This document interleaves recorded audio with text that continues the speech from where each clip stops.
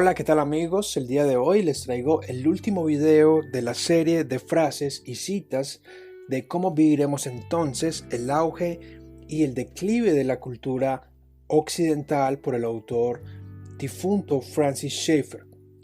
Sin darle más largas al asunto, vamos con el top 10 y comenzamos sintetizando el libro en general con una frase que se encuentra en la página número 152 y abro la cita. La historia del tren de filósofos no cristianos podría representarse de la siguiente manera. Aquí encontramos un círculo, el cual nos dará el conocimiento unificado y conocimiento de lo que es la realidad. Apreciamos el círculo allí. El siguiente hombre dirá no y tachará ese círculo anterior.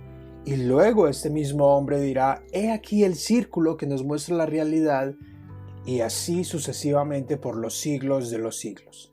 Cada uno mostrando cómo la filosofía anterior ha fallado, tratando a la vez de construir su respuesta, la cual los pensadores del mañana también verán como inadecuada como para contener todo el conocimiento de la vida. Y cierro la cita. Inmediatamente el autor Schaeffer inserta una fotografía de Hitler en su libro como la representación ética del fuerte sobre el débil. Y como lo hemos mencionado, esta es la aplicación, o por lo menos fue el intento de la aplicación de la teoría marxista y darwinista de la evolución. Habría mucho más que hablar acerca de esto, lo cual demuestra que este libro es más profundo y amplio de lo que aparenta ser. No me imagino que hubiese incluido el autor si aún estuviese vivo al poder ver el precipicio hacia donde se dirige nuestra sociedad a toda velocidad. Número 1. Filosofía moderna y teología moderna. Aldous Huxley propuso el uso de las drogas como una solución. Él dijo: debemos darle drogas a la gente saludable y ellos podrán hallar verdad dentro de sus cabezas. Después de explorar las filosofías de hombres como Jean-Paul Sartre, cuya conclusión es que la vida es absurda, pero que a pesar de ello los hombres por medio de un acto de la voluntad pueden abandonar su posición de espectadores para actuar en un mundo sin sentido, prosigue a iluminarnos con una herramienta perfecta: las drogas. Si la vida es absurda y sin sentido, ¿de dónde sacará el hombre fuerzas para vivir? ¿Cómo vivirá entonces? Por medio de las drogas. En mi ciudad, por ejemplo, donde vivo, en Medellín, Colombia, podemos ver un ejemplo de las drogas. Un alto porcentaje de las personas, independientemente de su clase social, consume una que otra droga. El legado del narcotráfico ha provisto de un medio para que la gente sin Dios pueda vivir, para que la gente que ve la vida como absurda pueda tener droga en la noche, en el día y en la tarde. La droga que aliena y obliga a buscar la oscuridad, a apoderarse de los parques supuestamente a pertenecer a los niños. Estos ya se han convertido en guaridas de drogas, centros de distribución y zonas de tolerancia. En algunos de esos parques que he visitado, grupos católicos han pegado panfletos y anuncios en los postes que dicen: Cristo es la mejor droga. Ellos, en su intento de evangelizar a estas personas y a ayudarles a abandonar sus adicciones destructivas. Número 2. Podemos ver que muchas cosas se pueden poner en el área de la no razón con el fin de proveer una esperanza optimista. André Malraux arguye que el arte le da a la gente algún sentido de esperanza. No es el contenido del arte, sino simplemente el hecho de que el arte existe. De acuerdo a otras obras de Schaeffer como El arte y la Biblia, o incluso obras del teólogo y filósofo Arcis Sproul, ya fallecido también, coinciden que el problema no es si nuestra cultura posee arte o no la posee, sino que la pregunta es: ¿qué tipo de arte es? El arte siempre ha de comunicar un mensaje. Este es un reflejo de nuestra época. Asimismo, y la fragmentación moderna se ha diseminado por todo el mundo geográficamente, de Europa a América del Norte y Sur, culturalmente, por medio del drama, la música, la teología y el arte, y socialmente desde los intelectuales a la educación y de allí a los medios masivos de comunicación. El autor aquí retoma el concepto de fragmentación, ilustrado en capítulos anteriores en las pinturas de Picasso.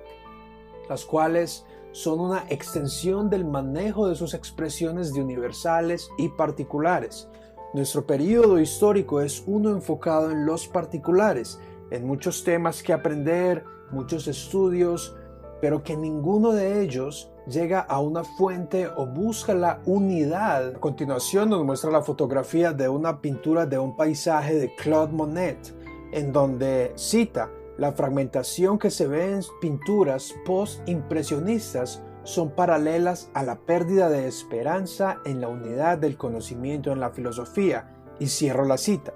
En su afán por significado, hasta los pintores buscan significado en lo que producen, expresando la carencia del mismo. Número 4. Los filósofos primero formularon de manera intelectual lo que los artistas más tarde representarían de manera artesanal. Podemos aquí escuchar una de las frases más cortas pero poderosas que pueden sintetizar lo que sucede en nuestra época, incluyendo las 4 paredes de la iglesia cristiana, es decir, en relación a la decadencia de los servicios de adoración, la literatura, la música y hasta la calidad de la homilética, porque no hay mejor forma de comunicar ideas filosóficas que por medio del arte y de forma particular la música. En gran parte del pueblo cristiano evangélico, las celebridades musicales y artísticas tienen más influencia sobre los jóvenes que los mismos líderes eclesiásticos y maestros de la Biblia. Los cantantes cristianos modernos han reemplazado la influencia de los teólogos y ministros. Aquí el autor nos da un ejemplo y hace la conexión entre las pinturas de los no humanos o humanos incompletos de Picasso. En otras palabras, Rousseau, Kant, Hegel y Kierkegaard, entre otros, dan las ideas. Los cantantes, directores de cine y escritores las plasman. Así la idea se implanta en la gente y se traduce en un estilo de vida. Número 5. A medida que el consenso cristiano dominante se debilita, la mayoría de la gente adoptó 2 empobrecidos valores: paz personal y afluencia. La paz personal significa ser dejado solo, no ser perturbado por los problemas de otros. Significa tener patrones de vida personal sin que sean perturbados durante toda mi vida, independientemente del resultado que éste vaya a traer sobre mis hijos y nietos. La afluencia significa una prosperidad abrumadora y continuamente creciente, una vida hecha de cosas y más cosas, un éxito juzgado por un nivel de abundancia material cada vez más alto. Y cierro la cita. Schaeffer tenía razón al afirmar que estos 2 valores de paz personal y afluencia material son ciertamente 2 valores, o podríamos decir antivalores. Sin embargo, estos 2 serían los dominantes en el mundo postmoderno. En otras palabras, para el creyente de hoy es más fácil seguir la corriente del resto del mundo a medida que disfruta de las bendiciones de Dios. O peor aún, nuestra tendencia puede ser a dedicarnos solo a las cosas espirituales, al mismo tiempo descuidando casi por completo la administración de los recursos materiales y económicos que Dios nos ha encomendado. En consecuencia, aprendemos a respirar bajo una dicotomía entre lo secular y lo espiritual. Los 6. Por generaciones el concepto del conocimiento fragmentado se volvió enseñanza dominante a la juventud por medio de los profesores de universidad. A menudo la gente joven le preguntaba a sus padres, ¿por qué estudiar? Se les decía, porque estadísticamente una persona educada gana más dinero al año. Luego ellos preguntaban, ¿y para qué ganar más dinero? La respuesta de sus padres era, para que puedas enviar a tus hijos a la universidad. Toda esta respuesta se implica que no había sentido para el hombre y tampoco había un propósito trascendental para la educación que fuese más lejos que la adquisición material. Número 7.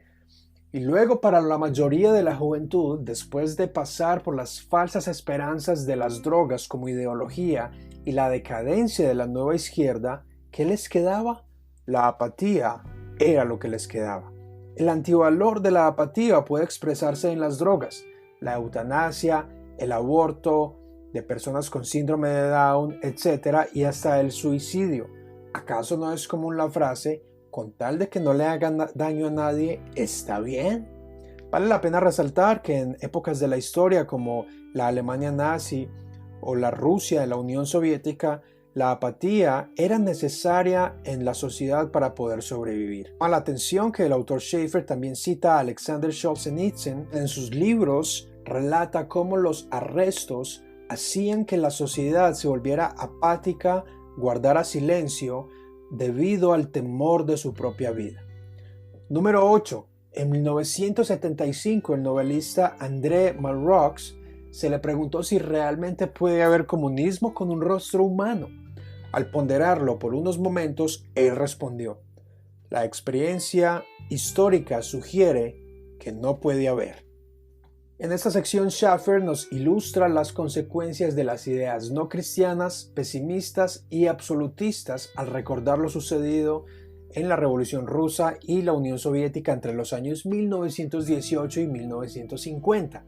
De nuevo relatados por Alexander Solzhenitsyn en su magnífica obra El archipiélago de Gulag, en donde relata las inhumanas y podría decirse demoníacas acciones en los campos de concentración, en donde se relata que hasta niños de 6 años eran condenados a un mínimo de 10 años de prisión por tomar una manzana de la calle o por burlarse del líder. Se lo puede imaginar. De manera paralela narra cómo la Alemania nazi, al examinar las experiencias históricas del marxismo y leninismo, hacían cosas parecidas. Es desafortunado que en pleno siglo XXI las naciones modernas estén trabajando para implementar sistemas políticos o ideologías utópicas. Véase por ejemplo Venezuela y la casi eterna guerra interna de Colombia y las guerrillas. Hoy día estas mismas ideas están representadas bajo el nombre de bienestar social, justicia social, prestaciones sociales, entre muchos otros. En esencia son las mismas. Por supuesto, y debería ser obvio, pero no lo es. El comunismo es anticristiano, antidios y antihumano. Número 8. El único absoluto permitido es la absoluta insistencia de que no hay absolutos. Y aunque la característica del gobierno comunista sea la arbitrariedad, a medida que tremendos cambios sean hechos, la mayoría de la gente va a tender a aceptarlos sin cuestión alguna. No importa qué tan arbitrarios sean. Este cambio lo experimentamos a diario. ¿Acaso no es normal escuchar la frase "si es legal, es correcto"? Y aquí no puedo dejar de continuar sin recalcar las páginas que Francis Schaeffer invierte en el asunto del aborto, por lo cual fue eventualmente conocido en su documental ¿Qué le pasó a la raza humana? Hoy día, más de 40 años después, el aborto sigue siendo no solo un tema de debate en la política y los medios, sino un tema ignorado dentro de las iglesias. En muchas ocasiones, la arbitrariedad de proteger los animales y las plantas, pero la hipocresía de luchar por asesinar la vida del ser humano en el vientre. Y muchos son los argumentos a favor de ello. Si tan solo pudieran demostrar que el embrión no es un ser humano, todo fuera más fácil para ellos. 9. Edward Gibbon, en su Declive y Caída del Imperio Romano, dice que los siguientes atributos marcaron la caída del imperio. 1. La acumulada pasión por el lujo, entre paréntesis afluencia. 2. Una amplia cima entre los muy ricos y los muy pobres. ¿Suena familiar? 3. La obsesión con el sexo. 4. La locura en el arte y la pretensión de ser creativos. Y 5. Un deseo creciente de vivir a costillas del Estado. ¿Les suena familiar? Número 10. La manipulación de la élite. La televisión manipula a sus televidentes, dice Schaeffer. Muchos televidentes asumen que si han visto algo en televisión, lo han visto con sus propios ojos, lo cual hace que éste piense que estuvo allí mismo en la escena. Para muchos, lo que han visto en televisión se vuelve más real que lo que han visto en su mundo externo. Cierro la cita. Ahora imagínese usted 40 años después de la publicación de este libro, lo que la gente ve de manera existencial en las diversas redes sociales. Es difícil poner una línea entre la realidad verdadera y la realidad fabricada. Lo más asombroso es que el autor prevé la capacidad histórica de acceso a la información sin precedentes, y en la página 244 él pregunta: ¿qué uso le darán los actuales países totalitarios a los computadores de alta velocidad que están a su disposición? Cierro la cita. Al fin de cuentas, como dice el Capitán América o Steve Rogers en la película Guerra Civil, los gobiernos están compuestos por personas y estas personas tienen agendas. Y no puedo evitar resaltarlo hoy, mayo 1 del 2021, después de las protestas que han habido en mi país, Colombia, en diversas ciudades, cómo por medio de las redes se puede apreciar asesinatos en vivo. Son pocas cosas las que ya nos impactan, debido a toda la violencia que hemos visto en la televisión, en las series, en las caricaturas, en las películas.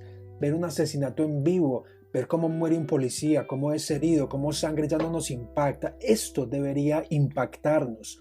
Estamos viviendo de forma existencial este tipo de cosas por medio de las redes.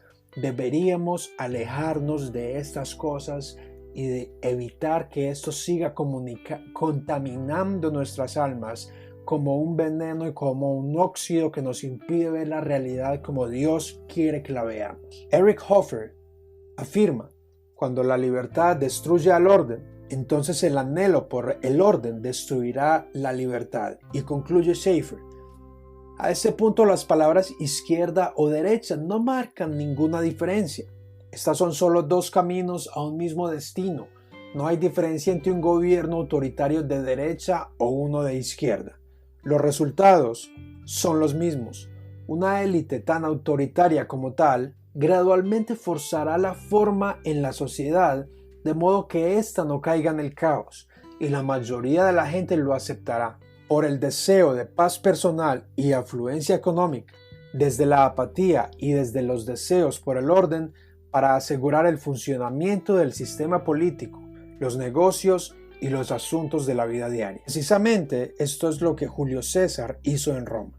Como cristianos no debemos solo conocer la correcta cosmovisión, dice Schaeffer, la cosmovisión que nos habla de la verdad como es, sino que conscientemente, le agregaría yo, intencionalmente actuar en base a esta cosmovisión con el fin de influir en la sociedad en todas sus partes y facetas a través de todo el espectro de la vida. Cierro la cita. Sigue diciendo Schaeffer: el peligro al surgir un gobierno autoritario es que los cristianos podrán permanecer siempre y cuando sus actividades religiosas, tales como el evangelismo y sus estilos de vida, no sean perturbados.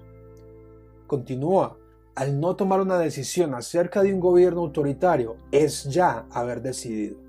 Finalmente, es aparente que el autor de este libro vio a lo lejos el incremento en poder e influencia del gobierno, lo cual es aparentemente presente durante la actual pandemia del coronavirus. Parece que el Estado es el único preocupado por salvar a la humanidad y, como lo mencionó anteriormente, para prevenir ese caos y para permitir las libertades, adquiere más y más poder. Bueno, el objetivo de estos estudios, de estas frases, no es de ser exhaustivo de ninguna manera, sino de compartir lo que yo considero son frases, dichos y declaraciones que son dignas de que todo creyente las escuche y que personalmente me han impactado de la forma en que me dan una radiografía o me calcan la sociedad actual. Espero que usted las pondere, las lea, las evalúe y saque sus propias conclusiones. Francis Schaeffer fue un filósofo, apologista desde el predicamento humano, un líder social y, más que eso, un profeta. Fin.